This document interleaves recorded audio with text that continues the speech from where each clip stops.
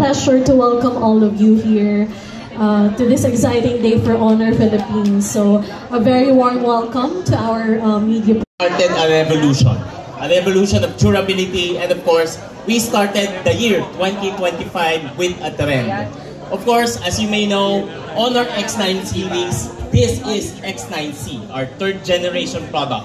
Our third generation product with all angle triple defense. We are confident that we are bringing a product that is reliable for Filipinos. Not only in terms of durability, in terms of its strength or the ultra toughness, but also now in heat and also water resistance. In the coming days and in the future, mas marami pa tayong mararanasan ng mga unusual weather because here in the Philippines, this is our current situation.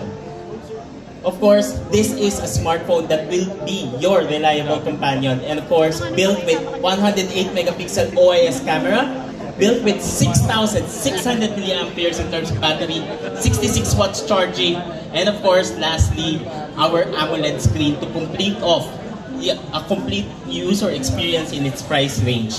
So that's why we built the Honor X9C. All-angle triple defense against drop, against water, and now against heat. Three elements that we frequently encounter as Filipinos, now protected by Honor. Thank you very much.